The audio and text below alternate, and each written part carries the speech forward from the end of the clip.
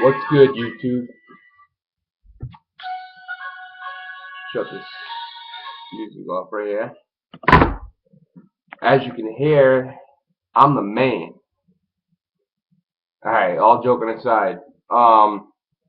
Decided to do a video of who I think is who are the top 5 quarterbacks of all time. I've been asked by some people to do it. Back in the day, I did my top 10 NBA players or whatnot in their career, top 50 of the greatest NBA. So I decided to not get away from football yet since the Super Bowl is coming up. So I'm going to give my top 5, who would be, obviously this is all opinionated, my top 5 quarterbacks of all time.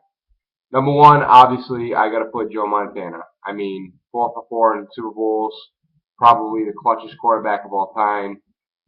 This guy was ridiculous.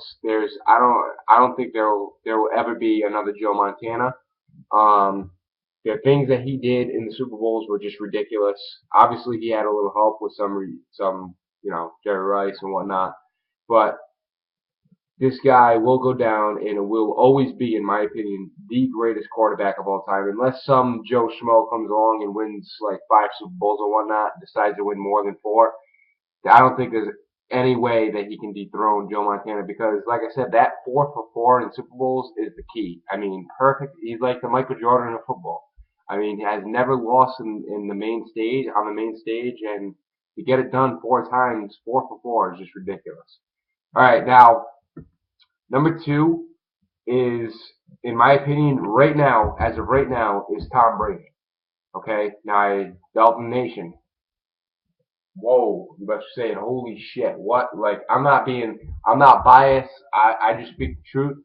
So, shout out to all the Patriot fans out there. I give Tom Brady the number 2 spot as of right now. Now, why am I saying that right now, as of right now?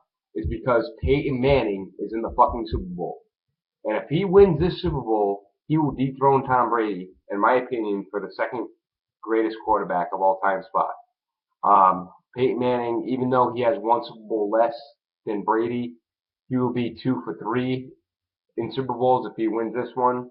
And Tom Brady right now is 3 for 5. Lost twice to the Giants. One being when he went undefeated and couldn't get it done in the big game at the end, the Super Bowl.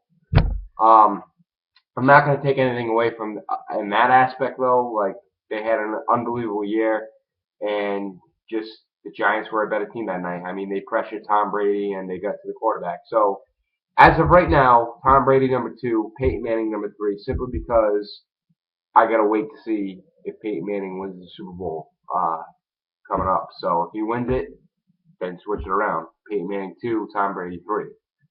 My next quarterback at number 4. See, 4 and 5 is really tough for me because there's so many quarterbacks out there that are great, but Super Bowls and championships come first to me. So I'm gonna take probably Steve Young at number 4. Another great quarterback. I know this is debatable, and there's so many guys I could put in the list. It's just so hard to nail the top 5 in anything. But like I said, this is all in my opinion. So Steve Young, another great quarterback. Obviously, he had Jerry Rice as well. This guy, I mean, what he did for the 49ers, just like Joe Montana. Coming in after Joe Montana and still being on top was just phenomenal. That's why I have Steve Young at number 4. And number 5, I'm going to have to put John Elway. This guy won his Super Bowls late in his career. They came late. I mean, early in his career, he didn't really have any offensive weapons. Later in his career, he got Rod Smith, Terrell Davis. He completely evolved his offense, and the defense was, let's be honest, the defense was pretty stacked as well.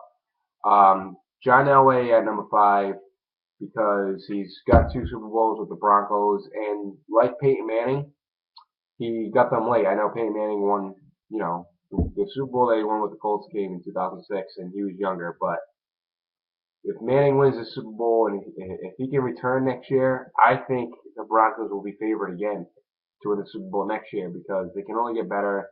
they'll get a better safety cornerbacks because Champ Bailey and them boys are getting old, but they got a great linebacker core. But anyway, I'm getting sidetracked. John Elway is number 5. So there you have it. TTC, YouTube Nation, my subscribers, whatever.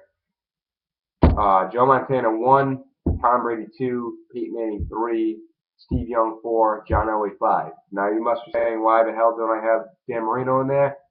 I know, yeah, it fucking kills every Dolphin fan out there. If he had one Super Bowl, if he only had just one Super Bowl, just one, he'd be the greatest quarterback of all time. But because he couldn't get it done, due to the fact that it wasn't all on him, no defense, their defense was terrible. Honestly, if you put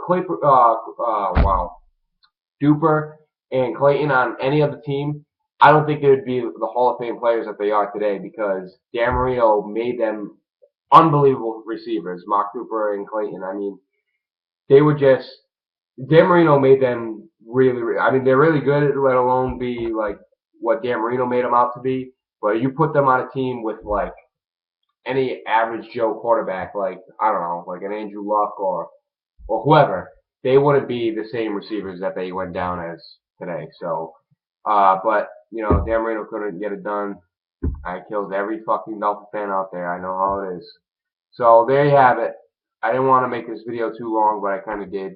Didn't really want to go over the 5-minute mark when I'm at 6:30. So I'm gonna end this video here. Shout out to all my subscribers, and yeah, let the beef continue next year. HLGX Legacy. I'm done for the off season with trash talking and shit. So I can't wait till next year, man. But other than that, shout out to all the Dolphin Nation, the Dolphin fans. D1 chosen AFC Miami East, D Nasty Boy 15, 2010 Miami Dolphins, and all your other guys. I'm gonna end this video here, so I'm out. Deuce.